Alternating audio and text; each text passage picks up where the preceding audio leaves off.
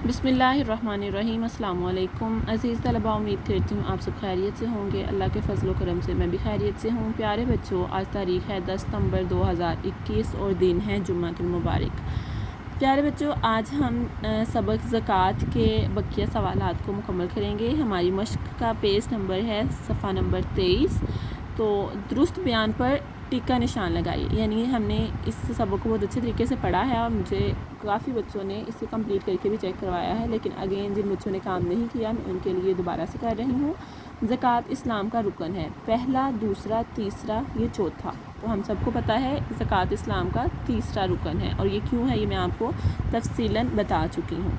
ज़कात के मायने हैं जमा करना, खर्च करना, बढ़ना और पाक होना और कम होना। जी हाँ, ज़कात के क्या मायने हैं? बढ़ना और पाक होना। तीसरा है, कुरान मजीद में नमाज के साथ ज़िक्र है, ज़कात का, रोज़ा का, हज का और जहाद का। किसका ज़िक्र है? वाक़िमुस्सलाता व अतुज़ ज़काता, नमाज कायम करो और ज़कात अदा करो। तो बेटा ज़कात का ज़िक्र है। चौथा जो हमारा पॉइंट है वो है, कुरान मजीद में मुसारिफ़ ज़कात की तादाद है 4, 6, 8, 10। कितने हैं मुसारिफ़ ज़कात? 8। जी हाँ, हम ये पहले पढ़ भी चुके हैं। हदीस के मुताबिक जो शख्स अल्लाह ताला की राह में कोई चीज़ खर्च करे, इसके लिए वो चीज़ बढ़ा कर लिख दी जाती है। कितने गुना? 400 गुना, 500 गुना, 600 गुना या 700 गुना? जी हाँ, 700 गुना, यानी वो 700 गुना बढ़ जाती है। इसी तरह प्यारे बच्चों, आपने सफ़ा नंबर 24 पर मौजूद मुख्तसर सवालों के पहले दोनों सवालात के जवाब तहरीर कर लिए हैं कि ज़कात की फ़र्ज़ियत के बारे में एक आयत का तर्जुमा और ज़कात के बारे में एक हदीस मुबारक का तर्जुमा। तो अब तीसरा सवाल है कि साहिब नसाब किसे कहते हैं? तो बेटा साहिब नसाब किसे कहते हैं? आपको इस सवाल का जवाब सफ़ा नंबर 21 में मिलेगा। साहिब नसाब इस शख्स को कहते हैं जिसके पास एक ख़ास मिकदार में माल जमा हो और इस पर एक साल गुजर जाए। जी, साहिब नसाब किसे कहते हैं? साहिब निसाब इस शख्स को कहते हैं जिसके पास एक ख़ास मिकदार में माल जमा हो और इस पर एक साल गुजर जाए। इसी तरह हमारा चौथा सवाल है कि मुआशरे में गुर्बत का ख़ात्मा कैसे मुमकिन है? मुआशरे में गुर्बत का ख़ात्मा कैसे मुमकिन है? प्यारे बच्चों, आपको इस सवाल का जवाब सफ़ा नंबर 22 पर मिलेगा, जिसमें लिखा है, जब मुआशरे में मौजूद तमाम अफराद की बुनियादी ज़रूरतें पूरी होंगी तो वो बाइज़्ज़त शहरी के तौर पर माशरती तरक्की, खुशहाली और अमन के लिए काम करेंगे। यूँ पूरा मुआशरा खुशहाल और मुस्तहकम होगा। अब मुआशरे में जो अफराद हैं उनकी ज़रूरतें कैसे पूरी होंगी? उनकी ज़रूरतें तब पूरी होंगी जब हम ज़कात अदा करते हुए इस बात का ख्याल रखें कि ये सिर्फ़ इसके असल हकदार ही को मिले। तो आप बेटा इसका जवाब यहाँ से लिख सकते हैं, ज़कात अदा करते हुए इस बात का ख्याल रखना चाहिए कि ये सिर्फ़ असल हकदार को मिले। जब मुआशरे में मौजूद तमाम अफराद की बुनियादी ज़रूरतें पूरी होंगी तो वो बाइज़्ज़त शहरी के तौर पर माशरती तरक्की, खुशहाली और अमन के लिए काम करेंगे। यूँ पूरा मुआशरा खुशहाल और मुस्तहकम होगा। ठीक है, गुर्बत का ख़ात्मा भी इसी तरह ही होगा। जैसे ही हम सवाल नंबर 4 मुकम्मल करते हैं तो बेटा हमारा अगला सवाल तफसीली जवाब पहला आ जाता है, कुरान और सुन्नत की रोशनी में ज़कात की अहमियत और अहकाम वाज़े कीजिए।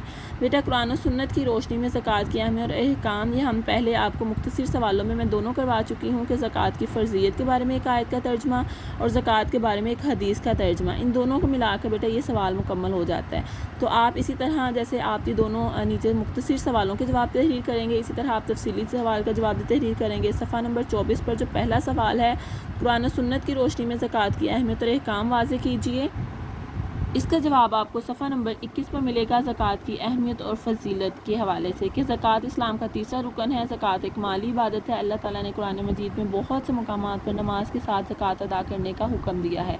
यानी ये अहकामात हैं इस्लाम ज़कात के हवाले से जो अल्लाह ताला ने कुरान मजीद में नाज़िल किए। वातु ज़कात वक़रिदुल्लाह क़र्ज़न हसना, जैसा कि अभी आपको बताया गया कि ज़कात की अहमियत और फजीलत हमें कुरान और सुन्नत की रोशनी में बतानी है, और ज़कात अदा करते रहो और अल्लाह को नेक और खुलूस नीयत से कर्ज देते रहो। अल्लाह ताला की राह में ख़र्च करने एक अफजल इबादत है। कि अल्लाह ताला के साथ बेहतरीन तजारत भी है जिसमें इंसान के लिए बहुत से फ़ायदे हैं।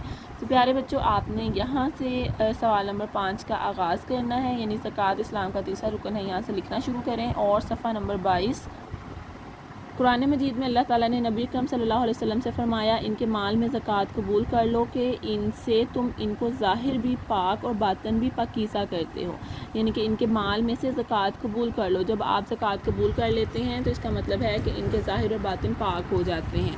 تو آگے کیا ہے، اللہ تعالیٰ کی راہ میں مال خرچ کرنے والے کو بہت زیادہ جو ثواب ملتا ہے۔ نبی کریم صلی اللہ علیہ وسلم نے فرمایا جو شخص اللہ کی راہ میں کوئی چیز خرچ کرے اس کے لیے وہ چیز 700 گنا بڑھا کر لکھ دی جاتی ہے۔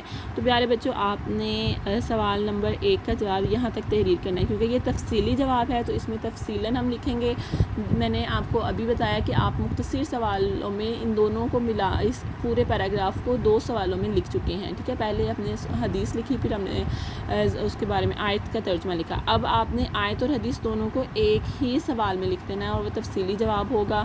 امید کرتی ہوں آپ کو آج کے سبق کی سمجھ آ چکی ہوگی۔ آپ نے صفحہ نمبر 23 پر موجود درست بیانات کی نشاندہی کرنی ہے، 2 مختصر سوالوں کے جواب لکھنے ہیں اور ساتھ آپ نے ایک تفصیلی سوال کا جواب لکھنا ہے۔ اس طرح بیٹا آپ کا یہ جو سبق ہے مکمل ہو جائے گا۔